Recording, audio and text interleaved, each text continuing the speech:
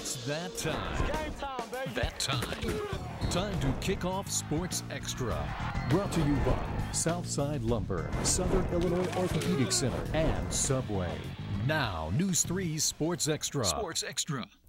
Greetings and welcome to another Sports Extra. Coming up, we'll catch up with former Carbondale Terrier Justin Detman, and we'll have highlights of the Miners' first place showdown with River City.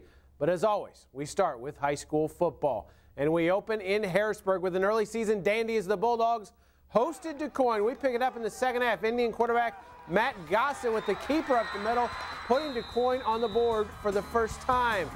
Following drive, though, for the Bulldogs, it was all about Dawson Monfort. Here he bulldozes his way through defenders all the way to the end zone for the touchdown, and the Bulldogs were rolling. DuQuoin determined to make a game of it, though. Here it's Gossett again, this time going up top to David Rose, who goes untouched into the end zone for the score, but Monfort and company would have nothing of it. Here, the big fella is just going to plow over Rose for the score, and the Bulldogs cruise to victory tonight. 41-12, your final. Our Sports Extra Spotlight featured Carbondale paying a visit to Herrin, an old school South 7 matchup. In the first, Carbondale's Connor Butler drops back and throws a strike, but unfortunately for Carbondale, it was to the guys in orange and black. And that would set up Herrin for a score. David Mallow will punch it in from the 4-6. Tigers had a 12-0 lead with just minutes before the half, but the Terriers closed the gap before the break. Cade Custer with the score. That cut it to 12-7 at the break. Second half, all Terriers. Most importantly, all Kendall Edwards. Check out this 72-yard scamper for a score in the fourth. He had more than 170 yards rushing, and the Terriers take out Herrin. Your final, 21-12. On to the Black Diamond. Vienna won its first varsity game in 78 years Saturday. Tonight, the Eagles hit the road for the first time, making the trek to Fairfield. And the Mules' Matt Brown runs it in from 15 yards out for the touchdown, 6-0 Fairfield. Then it's Vienna's Colton Creelo. Oh, he loses it, or he picks up the bad snap, rather, and just gets hammered by the defense. After the turnover, Brown again for 30 yards and the touchdown. The two-point conversion was good, 14-0 Mules. Now into the first half, it's Cameron Williams taking it in from 25 yards out, 38-0 Mules at the half, and they roll 45-0, your final. In Carterville, the Lions try to avoid their first 0-2 start in recent memory as they welcomed Carmi-White County, and the Bulldogs came out quickly. Logan Rogers is going to bust free, and he is off to the races. He would eventually get tracked down by the Lions, and that would be huge because moments later, on 4th and goal, Anthony Lenzini with the stop, and Carterville would take over on downs. Now the Lions on offense. This is Jeff Aldridge, the QB keeper. He takes it in, 14-0 Carterville. And more Lions, more Aldridge, his third TD of the game. He finished with 177 yards and 4 scores. Carterville is 1-1 with a 35-0 win. CZR went looking for a 2-0 start tonight in Johnston City.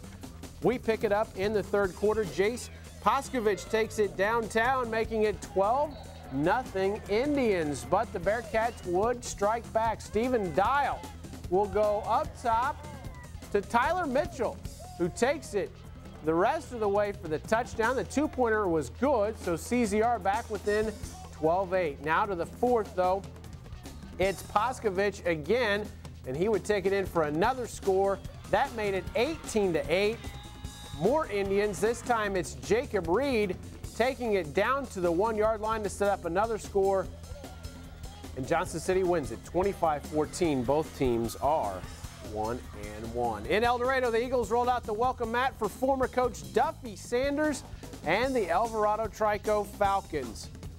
However, the Eagles would prove to be rather rude hosts. Here it's Nick Stewart with the score around in. Stewart would have a big night for the Eagles early in the second quarter now, and it's that guy again, Stewart, and there he goes again, 45 yards for the touchdown, and Eldorado takes care of business at home. Your final, 32-14. 8. One other score from the Black Diamond. Cesar-Valliere won at Hamilton County tonight, 33-6. Back to non-conference play. AJ paying a visit to Murphysboro. Early on, the Red Devils strike Eben Brock with the long bomb to Jeremy Marshall for the TD. Red Devils with a quick 7-0 lead, but AJ answered. J.R. Woodward with the QB keeper, and he is off to the races. 40-yard plus game.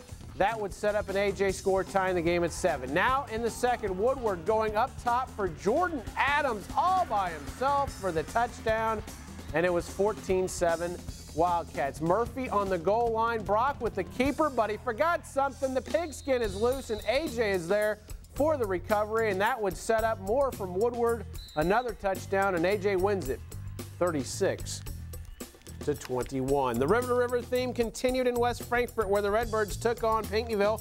First quarter, the Panthers' Bryant Shute makes the handoff to Neil Kellerman, who takes it downfield with a nice run, but Pinckneyville could not capitalize. The game turned into a defensive struggle.